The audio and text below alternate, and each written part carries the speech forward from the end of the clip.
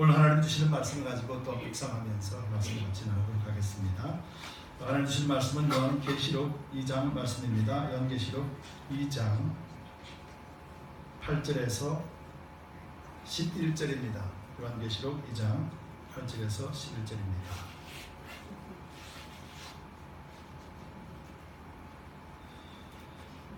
함께 천천히 읽고 말씀을 같이 묵상하도록 하겠습니다. 서머나 교회의 사자에게 편지하기를 처음이요 나중이요 죽었다가 살아나신 네가 가라사대 내가 내 환난과 궁핍을 아노니 실상은 내가 부요한 자니라. 자칭 유대인이라 하는 자들의 회방도 아노니 실상은 유대인이 아니요 사단의 배라. 내가 장차 받을 고난을 두려워 말라. 볼지어다 마귀가 장차 너희 가운데서 몇 사람을 목에 던져 시험을 받게 하리니 너희가 10일 동안 환난을 받으리라. 내가 죽도록 충성하라. 그리하면 내가 생명의 면류관을 내게 주리라. 귀에 있는 자는 성령이 교회들에게 하시는 말씀을 들을지어다. 이기는 자는 둘째 사망의 해를 받지 아니하리라. 아멘. 기도하겠습니다. 주님 감사합니다. 동서간 종을 세우셨습니다. 오직 십자가 예수 그리스도만 증언하게 하시고 전하는 자나 듣는 자나 성령 안에서 온전히 깨달아 누리는 삶을 살게 하여 주시옵소서. 감사드리며 예수 그리스도를 받들어 간절히 기도드리옵나이다. 아멘. 우리 다 함께 성경을 드시고 또 힘차게 선포하도록 하겠습니다. 하나님의 말씀은 내 발을 등이요 내 길을 비칩니다. 내가 말씀을 지키면 하나님께서 나를 지키십니다. 아멘. 맞습니다. 하나님의 말씀만이 우리를 바른 길, 옳은 길로 인도하십니다. 이 땅에 점점 말씀이 사라지고 있습니다. 성경 말씀은 곧 예수 그리스도라고 했습니다. 말씀이 사라진다는 것은 곧 예수 그리스도의 말씀, 예수 그리스도의 정신, 예수 그리스도를 따르는 자가 사라진다는 의미입니다. 여러분 하나님을 믿으십니다. 예수님을 믿으십니다. 그러면 우리는 하나님의 말씀 안에서 하나님을 믿고 예수님을 믿어야 될 줄 믿습니다. 바로 이 복이 오늘 고백한 것처럼 하나님의 말씀이 곧 내 발의 등이고 또 내 길의 빛이 되어야 될 것입니다. 그래서 우리 말씀을 지킨다는 것은 곧 하나님의 언약이 우리에게 넘친다는 의미입니다. 우리는 말씀을 지켜야지 노력해야지가 아니라 바로 이것이 하나님의 언약 아래 산다라는 것을 잊지 않을 때 우리는 더욱더 담대해질 수 있습니다. 그래서 하나님의 말씀이 나를 주관하실 수 있도록 우리 자신들을 내어드리는 그런 삶을 살게 되죠. 바로 이 삶이 여러분들에게 넘치기를 바라고 여러분 가정과 생업과 여러분 개인의 심령 속에도 가득 넘쳐나기를 예수님 이름으로 축복드립니다. 아멘. 지금 우리가 요한계시록을 통해서 이제 7 교회를 살펴보고 있습니다. 지난 시간에 에베소 교회를 통하여서 살펴보았고 에베소 교회에 하나님이 원하시는 것은 처음 사랑과 처음 행위가 회복되어야 된다라는 말씀을 드렸습니다. 그리고 이것은 에베소 교회뿐만 아니라 모든 이 땅에 있는 교회, 초대교회, 교회가 열리고 난 뒤부터 일어났던 일들 속에서 변화되어지고 넘어졌고 잃어버렸던 것을 회복하라는 말씀으로 우리는 받았습니다. 그래서 에베소라고 하는 이 헬라어, 에베소라고 하는 헬라의 의미는 다른 것이 아니라 바람직한 상태, 또 소망이라는 의미를 가지고 있습니다. 그래서 이름을 보면은 하나님이 무엇을 원하시는 것인지 금방 알 수 있게 되죠. 우리에게도 이름이 뜻이 말씀이죠. 서문학교회도 마찬가지입니다. 서문학교회는 모략이라고 하는 헬라적 의미가 있습니다. 여러분, 모략은 이스라엘 백성들에게 안 좋은 거거든요. 모략은 고난과 환난과 고통을 상징적으로 보여주는 단어가 모략이에요. 즉 서문화 그러면은 이 모략이라고 하는 그 이미지대로 환난과 고통을 이야기하고 있어요. 그렇기 때문에 우리는 서문학교회는 이런 고통 속에 살았구나가 아니라 교회에는 이런 일들이 당연히 있겠구나라고 우리는 받아들여야 돼요. 그럴 때 우리는 참된 믿음 안에 있습니다. 왜냐하면 에베소 교회는 파생되어지고 1세기 안에 있었던 일이었고 지금 서문학교회에 일어나는 일들은 바로 1세기 말부터 해서 2세기 중반까지의 일이 일어났던 일들에 대한 기록이에요. 그리고 뿐만 아니라 실제적으로 그런 상태에서 일이 일어났습니다. 우리가 성경을 알고 또 이런 환난과 고통을 알고 하나님의 뜻을 잘 알기 위해서는 유대인들에 대해서도 잘 아는 것이 중요해요. 근데 유대인들에게서는요, 가장 중요시 여기는 것이 두 가지가 있어요. 하나는 뭐예요? 율법. 그리고 하나는요, 그들이 성전이라고 하는 것이죠. 그들은 이 두 가지가 목숨처럼 귀합니다. 그래서 이 성전, 특별히 성전의 역사를 우리가 좀 알 필요가 있는데요. 성전이라고 하는 것은 세 가지의 이름으로 붙여졌어요. 하나는 잘 알고 있듯이 첫 번째 성전이 뭐였습니까? 솔로몬 성전. 그렇죠. 다윗의 아들인 솔로몬이 지어서 하나님 앞에 올려드린 솔로몬 성전. 그래서 솔로몬 성전은 예루살렘에 지어졌고, 솔로몬 성전이 지어진 목적은 모든 12지파 모든 사람들이 한 자리에서 하나님을 예배할 수 있고 하나님을 만날 수 있게 하셨어요. 그런데 이 솔로몬 성전이 자꾸 부패해져 가고 변질되어 가고 그러면서 점점 이스라엘 사람들이 흩어진 곳에서 예루살렘으로 집결하는 것이 아니라 각자 어디요? 산당이라고 하는 곳에서 예배를 드리기 시작한 것이죠. 그러면서 이제 타락의 길을 걸어가게 되었고, 그 타락의 결과 이 솔로몬 성전이 누구에게 짓밟힘을 당했습니까? 바벨론에서 철저하게 짓밟힘을 당하죠. 그리고 철저하게 짓밟힘을 당하고 난 뒤에 이제 70년이라는 시간이 흘러 지나갑니다. 70년이 지나서 그래서 칙령에 의해서 이제 이스라엘 포로로 잡혀간 사람들이 다시 유다 땅으로 회복하고 돌아와요. 그때 하나님은 스룹바벨이라고 하는 사람을 통해서 그 땅, 무너진 그 땅에 다시 성전을 재건하는 작업을 해요. 그때 그 재건한 성전은 예루살렘 성전이었던 솔로몬 성전에 비하면 정말로 아무것도 안 해요. 왜? 포로로 잡혀갔다 왔으니까 가진 것도 없고 재료들도 없고 아무것도 없잖아요. 그래서 성전을 만들었습니다. 그들이 그렇게 소망하던 성전을 회복을 이루었지만은 실망하기가 거지가 없었지요. 눈에 보일 때는 야, 솔로몬 성전이 그랬었는데 라고 하며 아쉬움만 들었던 것이었죠. 바로 이것이 스룹바벨 성전이었어요. 스룹바벨 성전을 짓고 그리고 이스라엘 백성들이 그렇게 성전 생활을 하다가 이제 점점 시대가 지나가고 그들이 여전히 돌이키지 않음으로 인해서 이제 누구의 통치를 받게 되냐면은 로마의 지배 아래 놓이게 되어버렸어요. 역사적으로. 그래서 이스라엘 백성들이 계속해서 환난과 핍박을 당하면서 로마의 지배를 받게 되었는데, 초창기 때는 로마나 유대 사람들이나 사이가 좁아졌지요. 그래서 초창기 때는 로마도 이 유대인들에게 선의를 베풀고 그리고 또 그들을 잘 대해주기 위해서 헤롯이라고 하는 왕이 이 스룹바벨 성전을 보수하기 시작합니다. 자기 돈을 들여서. 그래서 깨끗하게 보수하고 그 전보다 더 크고 화려하게 지어서 이 유다 백성들에게 주지요. 바로 이것이 누구의 성전이냐면 헤롯 성전. 그래서 이 헤롯 성전이 누구 시대 때 성전이에요? 예수님 시대 때 있었던 그 성전이 바로 헤롯 성전이에요. 그래서 예수님이 저 성전이 3일 안에 무너질 것을 예언하시고 예수님 자신이 부활하실 것을 성전에 빗대어서 말씀하신 적이 있잖아요. 그때 유대인들의 반응이 어땠습니까? 예수님이 향하여서 때려 죽이금이라고 했잖아요. 그 성전을 무너뜨린다는 겁니다. 그 성전이 바로 헤롯 성전이에요. 그런데요, 예수님이 이제 AD 33년에 예수님이 십자가에 죽고 난 다음에 이제 AD 70년경에 로마에 의해서 이 헤롯 성전이 갈기갈기 찢어지고 흔적도 없이 사라지는 아픔을 겪게 돼요. 그것이 지금 남아있는 것이 지금 뭐예요? 이스라엘에 있는 통곡의 벽이 남아있는 것이죠. 왜 그렇게 했었는가? 유다 백성들, 특별히 우리가 지난 시간에도 살펴봤지만 가룟 유다가 어떤 사람이었다고 그랬죠? 열심 당원이었고 독립군이었잖아요. 이처럼 유다의 사람들은 로마에서 해방되기를 원했어요. 그래서 막 전쟁도 불사합니다. 우리나라는 하나님의 나라요, 하나님의 땅인데 감히 로마한테 지배를 받아서 되겠는가? 이런 공의에서 그들이 스스로가 전쟁 준비를 하고 전투를 벌이고 그렇게 막 싸움을 걸었습니다. 그래서 거기서 완전히 이제 예루살렘이 지배를 받게 될 때 그때 헤롯 성전이 부서지게 되는 것이죠. 그러면서 그때 어떻게 됩니까?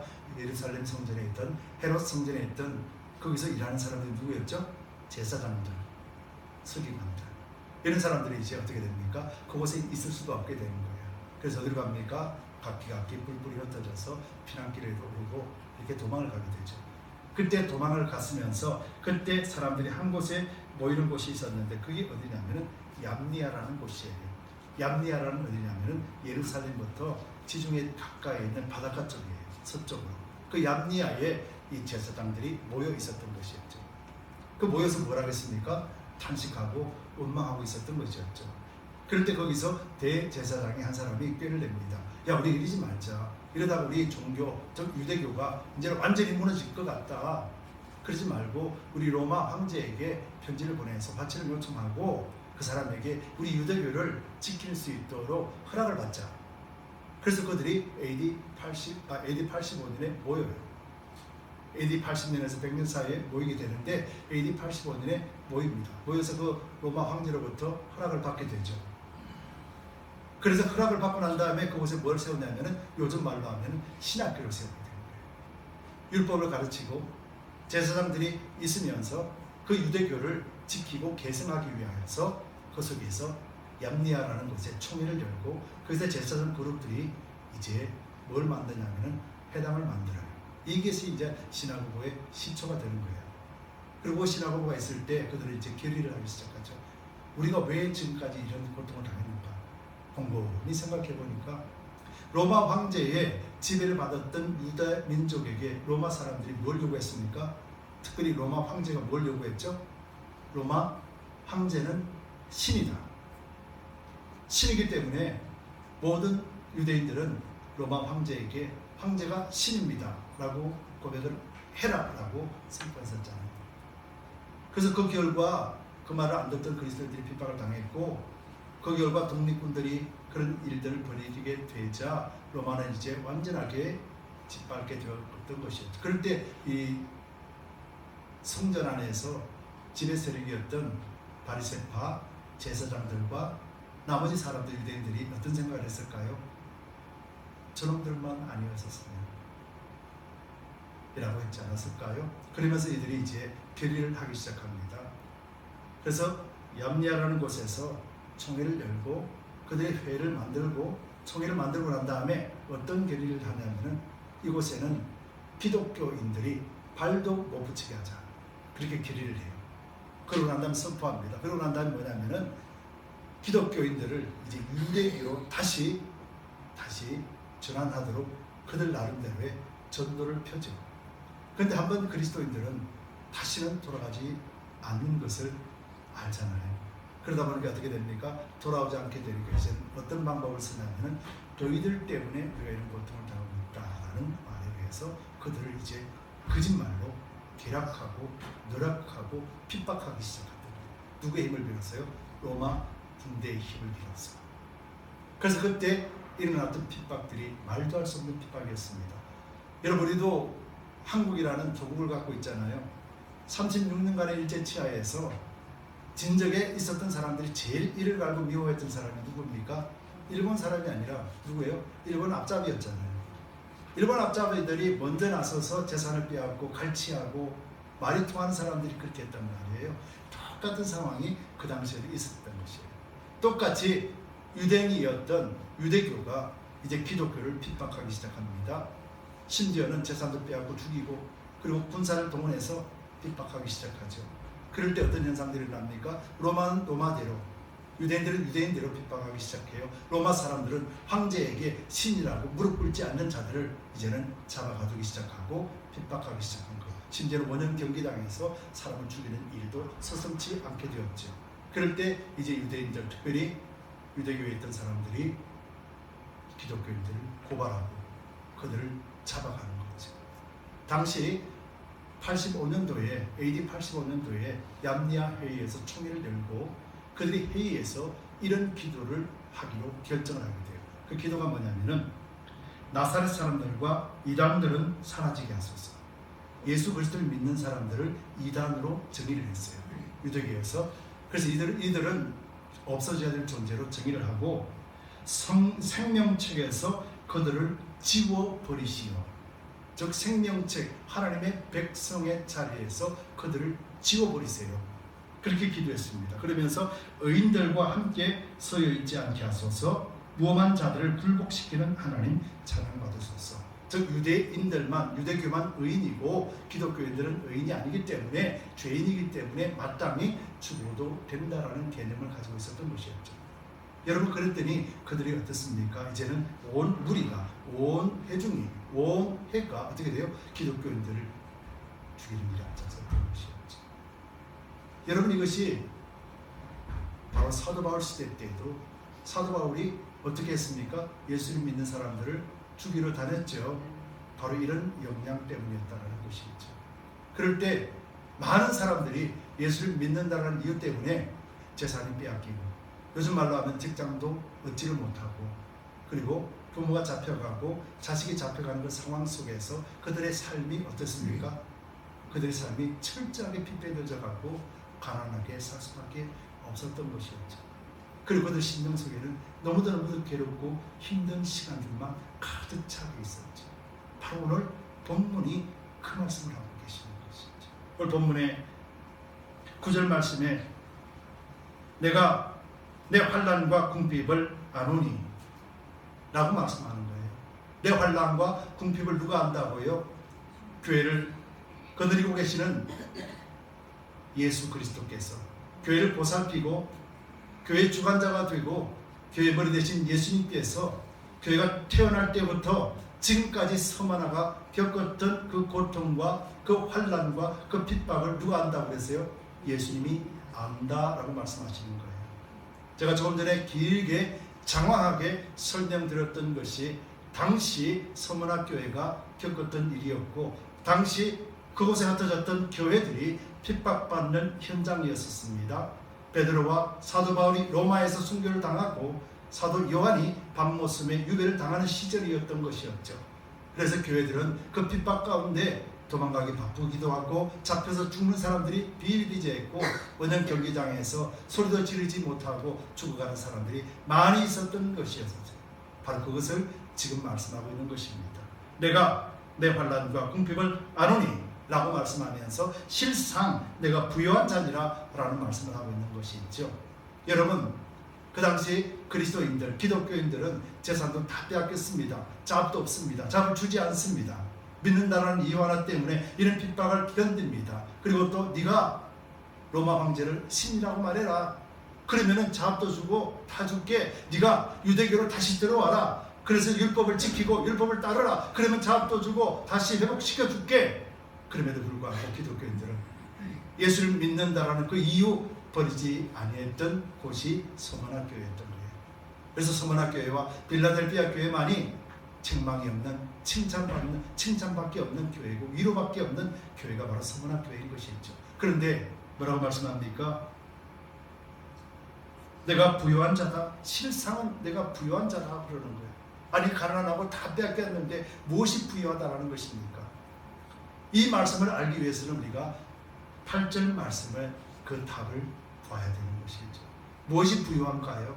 다 잃어버렸는데 8절에 뭐라고 말씀합니까? 서머나 교회 사자에게 편지하기를 누구라고요? 처음이요 나중이요. 여러분, 처음이요 나중이가 뭡니까? 알파요 오메가가 누구세요? 창조주 하나님, 나를 만드신 하나님, 이 세상의 주권자 하나님, 이 세상의 모든 만물의 주인 되시는 하나님, 물질도 건강도 명예도 모든 것의 주인 되시는 하나님, 유대교도 유대인들도 로마도 로마 군인도 그를 핍박하는 모든 사람들도 주관하시는 하나님, 바로 그 하나님이 너희 하나님이고 너가 그 하나님의 자녀라는 것을 아는 너희들아, 너희는 그리스도 안에서 하나님이 너희를 부욕해 하지 않았느냐라는 거예요. 이것이 실상은 너희가 부요한 자라. 여러분들은 어떻습니까? 여러분들은 오늘 부요한 자입니까? 가난한 자입니까? 부요하다라면 여러분들이 무엇을 구하십니까? 그리스도 안에서 부하다면 우리는 그리스도만을 구하는 것이 마땅하지 않습니까? 여러분, 이런 환난과 핍박이 여러분 예수 그리스도를 믿는다는 이유 때문에 여러분 자업을 잃게 되고 여러분 가졌던 돈을 다 빼앗겨버리고 여러분 집을 다 열어가지고 침략자들이 들어와서 다 가져가고 믿는다는 이유 때문에 자식을 잡아가고 부모를 잡아간다라면 여러분들 어떻게 하시겠습니까? 여러분, 그때도 여러분 나는 예수를 믿는 믿음을 지키겠노라 말할 수 있는 그 고백이 여러분들 심령 가운데 내재되어 있습니까? 서머나 교회는 우리가 생각하는, 우리가 상상하는 그런 것보다 더 험난하고 어려운 여정 속에 있었던 곳이 서머나 교회였고, 그리고 그 시대에 있는 모든 교회들이 서머나 교회였습니다. 근데 오늘 이 성원학 교회가 과연 어디에 있습니까? 무슬림 지역에, 아프리카 지역에, 북한 지역에, 중국 지역에 그렇게 핍박받고 멸시받고 예수를 믿는다는 이유 때문에 다 빼앗겨버리는 곳이 그곳에 있지 않습니까? 그럼 그곳의 교회는 지금 여기 주드림 교회와는 별개인가요? 여러분들에게도 이 현실이 미국 땅에 살고 있지만은 곧 닥칠 것입니다. 여러분, 그리스도인을 핍박하는 사람들이 누굴까요? 기독교인을 핍박하는 사람이 누굴까요? 성경에는요, 두 가지 부류로 나타납니다. 하나는요, 로마를 빗대어서 보여주고 있죠. 로마가 왜 핍박해요? 괜시리. 무엇 때문에요? 로마 황제를 신이라고 고백하라는 거예요. 그래서 로마 황제를 신이라고 한다는 건 세상을 지배하는 사람이 누구예요? 로마 황제야. 그러니까 무릎 꿇어. 근데 유독 안 꿇는 사람이 누구예요? 기독교인들이 안 꿇는 거예요. 세상에도요, 자기 명예 그리고 또 자기를 신이라고 하는 것에 무릎 꿇지 않는 자들이 기독교인을 핍박합니다. 불교 안 믿는 사람은 관심 없습니다. 그들은 우리를 핍박할 수도 없어요. 그리고 또 하나 불교는 누굽니까? 바로 유대교라고 하는 종교적으로 꽉 차 있는 자가 예수 믿는 사람을 핍박하게 돼요. 자기들은 옳다고 여기거든요. 조금 전에 기도문을 이야기했잖아요. 자기들이 의인이라고 여겨요. 그래서 기독교인들은 이단 사상이라고 해서 철저하게 죽어도 괜찮다고 해요. 그 대표적인 인물이 사도 바울이 아니었었습니까? 사도 바울이 예수님을 만나면서 변화되었던 것이 없지, 그 전에 사울이었던 바울은 예수 믿는 사람들을 죽이러 다니면서 어떻게 했어요? 그것이 마땅하다 여겼다는 거예요. 스데반 집사가 돌에 맞아 죽는 현장에도 사울은 그것을 바라보면서 잘 죽는다, 마땅하다 여겼던 자였던 것이었죠. 여러분, 오늘 예수를 잘 믿는 사람을 핍박하는 사람이 누군지 아십니까? 예수님을 모르고 종교적으로 가득 찬 사람들, 말씀을 모르고 자기 주장만 내세우는 사람들, 자기 믿음이 옳다고 여기는 사람들이 핍박하는 거예요. 그것이 강하지요. 예수를 믿는 사람이 알곡이라고 했다면 저와 여러분들은 알곡이기를 예수님 이름으로 축복합니다. 아멘. 그럴 때 하나님은 실상은 그들을 뭐라고 그럽니까? 유대인의 아니요 사단의 해라라고 말하죠. 바로 유대교로 그 얌리아회에서 총회를 열고 그리스도인들을 이단이라 지칭하며 그들을 의인이 아니라 악인이라 죽어도 마땅하게 여겼으며 핍박하면서도 전혀 죄의식을 느끼지 못하는 그들이 어떤 회라고요? 그들이 유대인교가 아니라 바로 사단의 회다라고 말하는 거예요. 여러분, 사단은 방해하는 자들이에요. 회방꾼을 이야기하는 거예요. 회는 뭡니까? 신하고 그 집단을 이야기하는 거예요. 그래서 오늘 유대인들 보십시오. 유대인들이 신하고보에서 그들만의 하나님을 섬기고 있죠. 그 뒤로는 어떻습니까? 모든 세계를 움직이고 있고 많은 그리스도인들에게도 얼마나 많은 수많은 도전들을 하고 있습니까? 여러분, 이스라엘에게 복음을 전한다는 것이 얼마나 어렵습니까? 그럼에도 불구하고 우리는 이스라엘 백성들에게 하나님의 장자로서의 위치를 알고 있기에 그들을 위해서 우리는 기도하고 있지요. 그러나 유대인들은 우리를 위해서 기도하지 않습니다. 우리를 위해서 유대교로 받아들이지도 않습니다. 오히려 그들만의 하나님이요, 그들만의 의인으로 사로잡혀 있는 모습이 오늘날에도 우리 눈에 보이고 있지 않습니까? 하나님은 사단의 해라 말씀하시는 거예요. 여러분, 그들이 사단이라고 말하는 것이 아니에요. 예수 그리스도를 알지 못하는 모든 자들은 바로 사단에 속해 있는 자들일 뿐이라는 거예요. 그래서 그들은 하나님의 생명, 하나님의 형상으로 만든 한 사람 한 사람을 죽임에 있어서도 조금도 두려워하지 않고 조금도 죄의식을 느끼지 못하고 그들만의 하나님 종교의식 속에 사로잡혀서 판단하고 정죄하며 그리고 죽음에 이르는 길까지 강행하는 것이 있죠. 요한복음 예수님께서 요한복음 16장 1절에서 3절, 요한복음 16장 1절에서 3절에서 이렇게 말씀하고 있습니다. 내가 이것을 너희에게 이름은, 내가 너희에게 이렇게 말하는 것은 너희를 실족하지 않게 하려 합니다. 너희가 그때를 만났을 때 무너지고 넘어지지 않게 하기 위하여 내가 지금 이야기한다. 예수님이 그렇게 말씀하셨어요. 그러면서 사람들이 너희를 출교할 뿐 아니라 유대인들이 너희를 유대교에서 배척하고 쫓아낼 뿐만 아니라 때가 이르면 물론 너희를 죽이는 자가, 유대교에서 그리스도인들을 죽이는 자가 생각하기를 뭐라고 해요? 이것이 하나님의 섬기는 일이라 하리라. 그들이 이런 일을 할 것은 아버지와 나를 알지 못합니다. 누가 그랬습니까? 사도 바울이 그랬습니다. 예수를 믿는 사람들 쫓아다니면서 죽이고 그러면서도 당연히 이것이 하나님을 잘 믿는 것이다 말을 했습니다. 이것은 뭐라고 그래요? 아버지와 나를 알지 못하기 때문이다. 그래서 사도 바울이 예수를 만나고 난 뒤에 아버지와 아들인 예수 그리스도를 알고 난 뒤에 바울이 되고, 그 바울이 예수 그리스도의 복음을 목숨까지 바쳐가며 순종하며 전하는 자가 되었던 모습들이 성경에 고스란히 기록되어 있지 않습니까? 오늘 우리도 마찬가지입니다. 교회도 마찬가지입니다. 성도도 마찬가지입니다.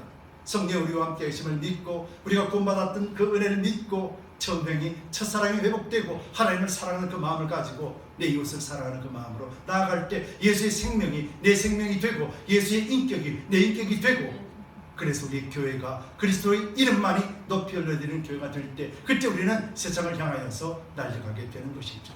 그때 여러분 우리에게 뭐가 닥쳐옵니까? 그때부터 진정한 핍박과 환난이 다가오게 되는 것이죠. 여러분, 이 핍박과 환난이 어떤 의미겠습니까? 여러분, 이렇게 말씀합니다. 히브리서 10장 34절에 35절에 이렇게 말씀하고 있죠. 너희가 갇힌 자를 동정하고, 즉 감옥에 갇힌 자를 바라본다 이 말입니다.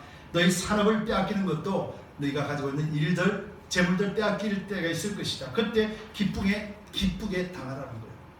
히브리서 기자가 그렇게 말합니다. 기쁘게 당하는 것은 더 낫고 영구한 산업이, 더 낫고 영구한 산업이 뭡니까? 오늘 이 사업이 아니라 바로 하나님의 나라, 하나님의 일이요, 영생을 가진 소망을 가지고 살아가는 것이고 예수 그리스도를 믿는 일이라는 것이죠. 있는 줄 알기 때문이다. 그러므로 너희는 담대함을 버리지 말라. 이것이 큰 상을 얻으리라 라고 말씀하는 것입니다. 그러면서 야고보서 2장 5절에 내 사랑하는 형제들아 들을지어다. 하나님이 세상에 대하여는 가난한 자를 택하사 믿음에 부요하게 하시고, 유대교에 짓밟히고 철저하게 당하는 가난한 자들, 없는 것 같은 자들을 통하여서 하나님 아버지께 대하여 부요한 자로 만들어주신다 했습니다. 그들이 그 믿음을 가지고 이기고 승리할 수 있게 하신 것이었죠. 자기를 사랑하는 자들에게 약속하신 나라를 유업으로 받게 하셨으니. 여러분, 이것이 무슨 말입니까? 오늘 본문에서 이렇게 말씀하고 있는 것이 있죠.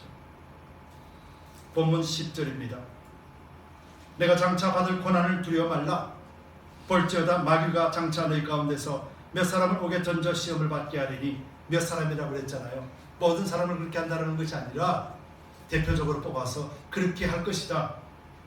너희가 10일 동안을 환난 받으리라. 이 10일 동안이라는 것은 오래되지 않다라는 말이에요. 영원토록 받는다라는 말이 아니에요. 오래되지 않을 것이다. 내가 죽도록 충성하라. 여러분, 죽을 때까지 환난과 핍박이 여러분들을 다진다라면 여러분 여기서 살아있는 사람이 누가 있겠습니까? 그 환난과 핍박이 24시간 365일 여러분들에게 다가온다라면 여러분 거기서 견딜 수 있는 사람이 있겠습니까? 하나님 그렇게 말씀하지 않으셨어요. 10일 동안 환난을 받으리라. 내가 죽도록 충성하라. 여러분, 죽도록 충성하라는 말이 여러분들에게는 어떻게 다가옵니까? 죽도록 충성하라는 말을 그렇게 많이 들었음에도 불구하고 우리 마음에 합해졌습니까?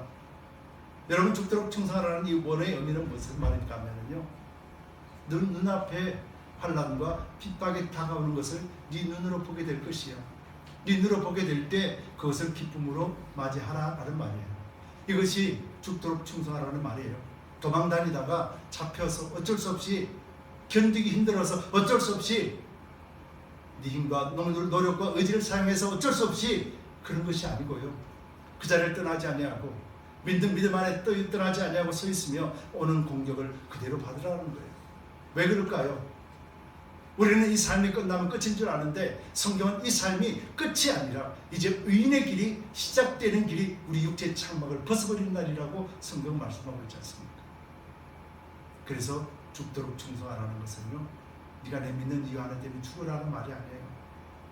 새롭게 열리는 그 하나님의 소망 가운데 들어가라는 거예요.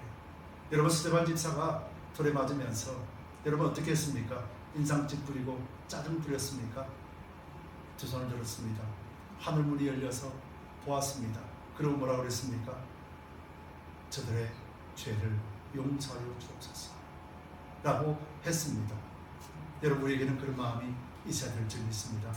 이것이 예수님이 우리에게 주신 마음이에요. 성령이 우리에게 주시는 마음이에요. 그리하면 내가 생명의 면류관을 주리라. 여러분, 생명의 면류관이 뭡니까? 선물입니다.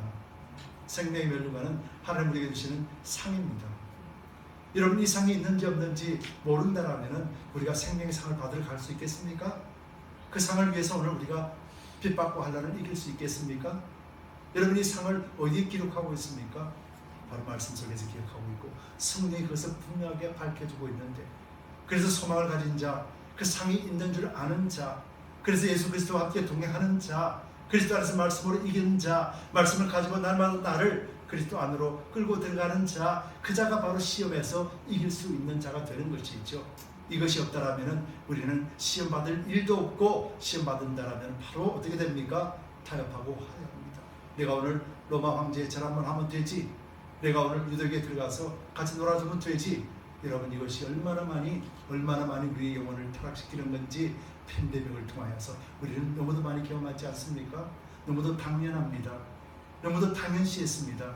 교회 예배 안 드려도 되는 것입니다. 공식적으로 합법적으로 그렇게 되었습니다. 그런데 여러분, 심령이 어떻습니까? 그 속에서 예수님을 만나고 그 속에서 하나님의 뜻을 온전하게 깨닫고, 그리고 그 속에서 하나님을 찬양할 수 있었습니까? 여러분, 속지 맙시다. 세상에 속지 맙시다. 예수 십자가는 우리를 세상에 속지 아니하고 하나님 나라로서, 하나님 백성으로서 온전하게 믿음을 지키고 영생의 소망을 가지고, 그리고 우리 육체의 장막을 벗어버리는 날 우리가 천국에서 하나님과 더불어 함께 영원히 사는 이것을 위하여서 십자가에 죽으셨습니다. 여러분, 이 믿음을 잃어버리는 순간 우리는 육체에 따라, 육체의 소욕을 따라 살아가는 육의 사람으로 살다 끝나버릴 것입니다. 여러분, 그렇게 했을 때 우리는 절대로 하나님 앞에 이길 수가 없습니다. 여러분, 우리 두드림 교회는 이런 환난과 핍박에 준비되어 있습니까?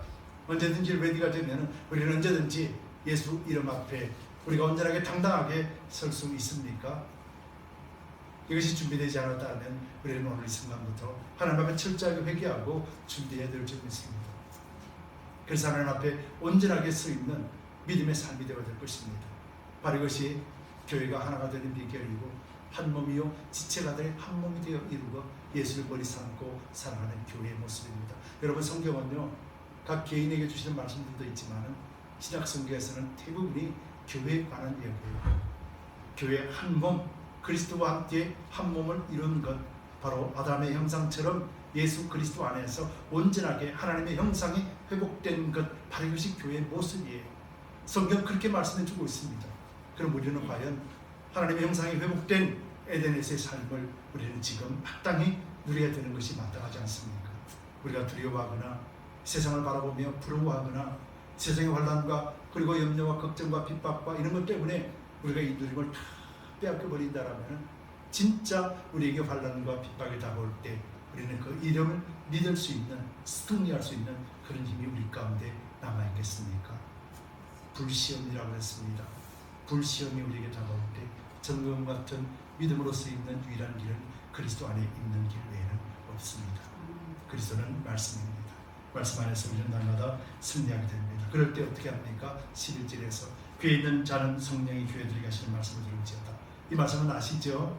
우리 가운데 있는 성령께서 말씀하시는 것, 하나님의 말씀을 받을 수 있는 유일한 장치, 하나님의 영이 우리 가운데 계시는 우리의 영, 바로 이것이 귀예요.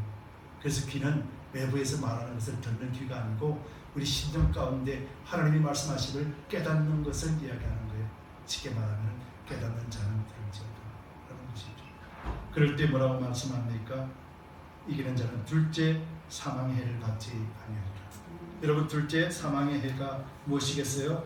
아시잖아요. 둘째 사망의 해가 뭡니까? 영원한 지옥불에 있는 것이죠. 요한계시록 20장 14절에 사망과 음부도 불못에 던지우니 이것은 둘째 사망 곧 불못이라. 여러분, 사망도 음부도 불못에 던진다 그랬어요. 여러분, 사람이 죽고 사는 이것도 한시적인 거예요. 인간이 존재하기 때문에 죽고 사는 게 있어요. 인간이 없으면요 죽음도 없습니다. 인간이 없으면 지옥도 없습니다. 여러분, 이건 믿으셔야 돼요. 성경에 하나님의 창조주 되십니다. 하나님 심판하시는 날 모든 인간은 심판의 자리에 씁니다. 이 세상에 인간은 한 명도 없습니다. 그러면 뭐가 없습니까? 사망도 없는 거예요. 더 이상의 사망도 없어요.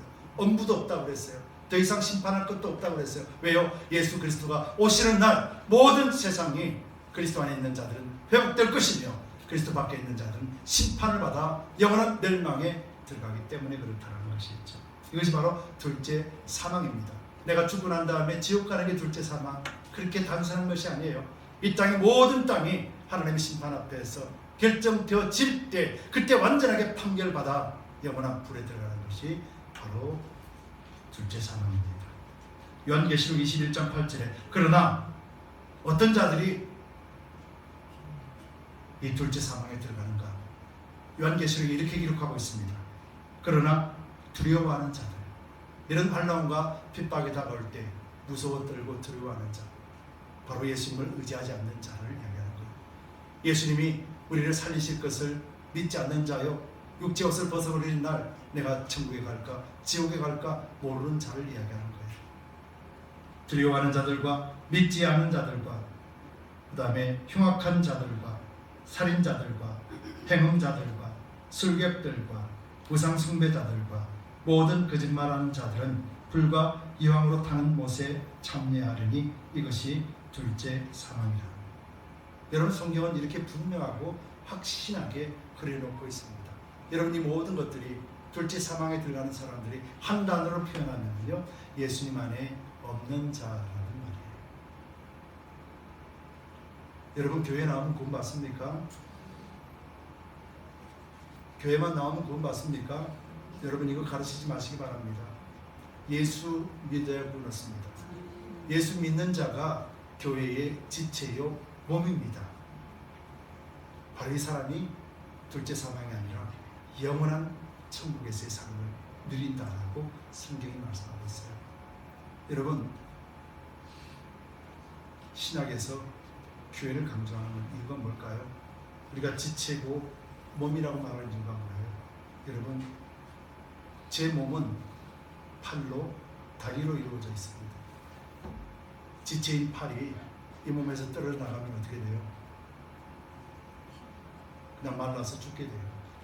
여러분, 팬데믹 시대 때 집에서 예배 드린다라고 했죠? 그러면 영원히 살 것 같습니까? 죽습니다. 속지 마세요. 왜 예수님은 인자가 머리 둘 곳 없는 이 땅에 왜 예수님은 교회로 머리를 오셨나요?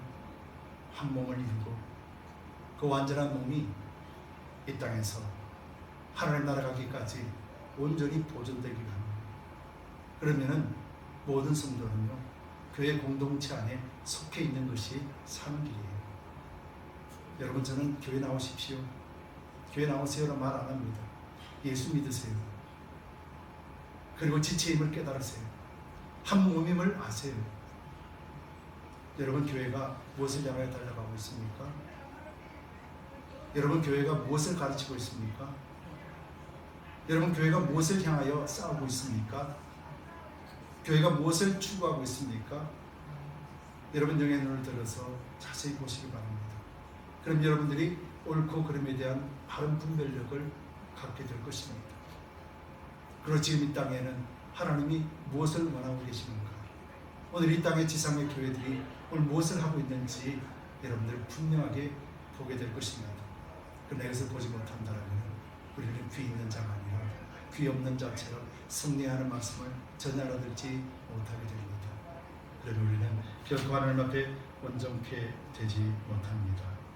베드로전서 4장 12절 14절에 사랑하는 자들아, 너희를 시련하려고 하는 불시험을 이상한 일 당하는 것 같이 이상히 여기지 말고 오직 너희가 그리스도의 고난에 참여하는 것을 즐거워하라 라고 말씀합니다. 여러분, 고난에 참여하는 것을 즐거워하라는 거예요. 어떤 사람이 즐거워할 수 있습니까? 아는 사람이 즐거워하는 거예요. 이게 다가 아닌 것을 아는 사람이, 우리의 영원함이 무엇임을 실제를 아는 사람만이 즐거워할 수 있는 거예요. 여러분, 고난과 환난이 여러분 눈앞에 다가올 때 즐거움으로 할렐루야 맞이할 수 있습니까? 여러분, 우리 신앙이 지금 그 신앙까지 자라 있습니까? 우리 신앙이 그 신앙까지 강건해져 있습니까? 여러분, 우리는 하나님 앞에 내세울 것 없고 우리 신앙이 하나님 앞에 자랑할 것 아무것도 없습니다.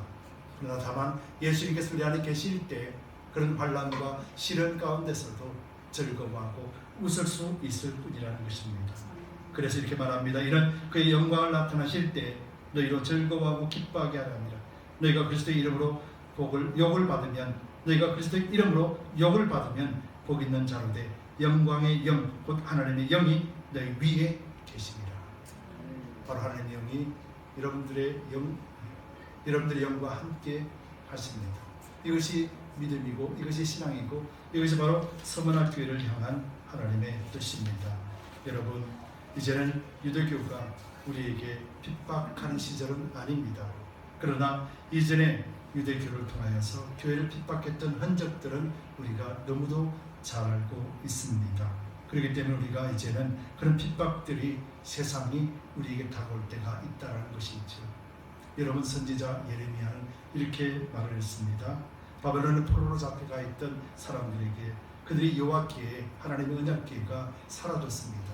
그들이 그렇게 신성시 여겼던 언약궤가 바벨론 포로로 잡혀갈 때, 예루살렘이 무너졌을 때 언약궤는 사라졌습니다. 스룹바벨 성전에도 언약궤는 없습니다. 헤롯 성전에도 언약궤는 없습니다. 예수님께서 뭐라고 말씀합니까? 사도 바울은 이렇게 고백합니다. 고린도전서 6장 19절에 20절에 너희 몸은 너희가 하나님께로 받은 바 너희 가운데 계신 성령의 전인 줄을 알지 못하느냐. 하나님의 법궤는 사라졌어도 우리 심령 속에 예수 그리스도를 믿는 자들에게 성령의 전으로 하나님이 친히 우리와 함께 계심을 바울은 말합니다. 너희는 너희 것이 아니라 값으로 산 것이 되었으니 그런즉 너희 몸으로 하나님께 영광을 돌리라. 바울의 고백입니다. 여러분, 이것이 교회의 고백이 되어야 될 줄 믿습니다. 여러분, 에베소서 교회와 서머나 교회는 한 교회입니다. 여러분, 각기 떨어져 있는 교회지만 영적인 의미로는 교회가 필요한 것, 하나님 앞에 섰을 때 하나님이 요구하는 것, 바로 이것을 말씀해 놓고 있다면 우리 두드림 교회는 에베소 교회와 서머나 교회에서 말씀하신 것처럼 처음 사랑과 처음 행위를 회복하고 이제 아버지의 인내와 그리고 참음을 통하여서 예수 그리스도 안에서 멸류관을 바라보며 상급을 바라보며 달려가야 될 줄 믿습니다. 바로 이것이 두드림 교회로 이 땅에 세워주신 교회의 목적이며 저와 여러분이 한 몸을 이루게 하신 예수 그리스도의 십자가라는 사실을 끝까지 부여잡으시기 바랍니다. 그리고 그리스도 안에서 승리하시기 바랍니다. 그리고 예수 그리스도 안에서 믿는 믿음 가운데 서로가 하나님 나라를 바라보며 함께 협력하고 동력하는 그런 복된 두드림 교회가 되시기를 예수 그리스도의 이름으로 축복합니다. 네.